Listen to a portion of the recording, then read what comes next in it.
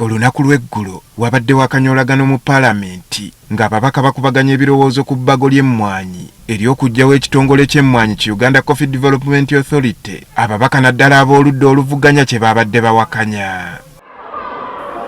Embeera eno yawaliriza ne sipiika wa Paalamenti okuyimiriza olutuula luno okumala eddakiika 3 wabula nga luzzeemu amasannyalaze gaggiddwako, bannamawulire ne bafulumizibwa nga babatangira okukwata ebyabadde bigenda mu maaso. Naye abantu ababadde batufulumya nga tetubamanyinako, kyekisooka nga ate batutwala sipiidi ng'abaana abamu bagamba banange kadi yange eri mu kamera ebifaananyi bagenda bijjako.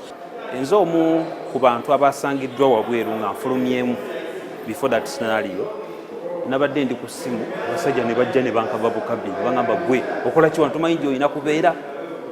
Ate bali abasajja babajjeeyo ne babasanga ne bagamba tebinaggwa, mugende mu conference hall, that's a room below, conference hall B.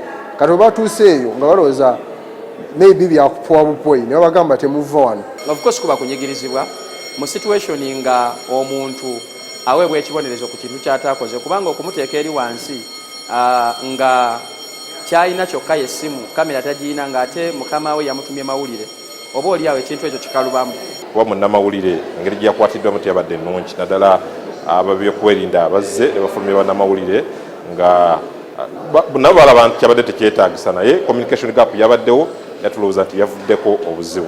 Akulira ekitongole ekirwanirira eddembe lya bannamawulire ki Uganda Human Rights Network for Journalists, Robert Sempala avumiridde ekyakoleddwa olukiiko lw'eggwanga olukulu. Kibi nnyo era tulina okulwanira wamu kulanga tulwanyisa embeera bwetyo, si lwakuba nti tuli bamawulire, naye n'omuntu yenna akkiriza mu nkola ey'amateeka, akkiriza mu ddembe ly'okweyogerera, akkiriza mu kugenda mu maaso kw'abantu okwetaba mu bukulembeze bwabwe, public participation, alina okuba nga akwatibwako embeera bweti era abantu baleme kirekera bamawulire bokka nti twerwaneko.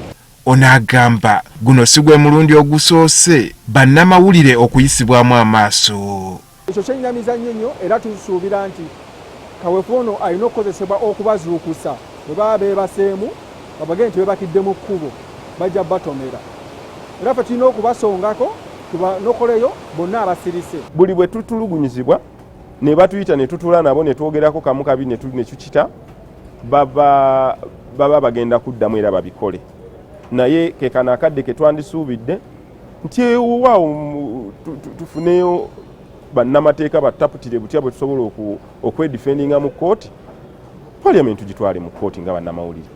Kati bannamawulire abagasaka mu Paalamenti basinkanya abakulira ebyamawulire mu Paalamenti ne babeerako bye bakkiriziganyako. Twetaagawo training ez'enjawulo ez'abannamawulire okumanya mu mbeera eyo nga kavuyo kabaluseewo munda mu Paalamenti tukoze tutya n'okutraininga bannamawulire ku rules of procedure Paalamenti. Bano bakkiriza okuddamu okukola emirimu gyabwe. Era okuva kati bannamawulire yenna wa ddembe okujja mu Paalamenti atandika okukola omulimu gwe. Wabula tekimanyiddwa oba embeera eno teddemu kubeerawo nga waliwo ensonga endala ekwata ennyo ku bantu ng'ekubaganyizibwako ebirowoozo.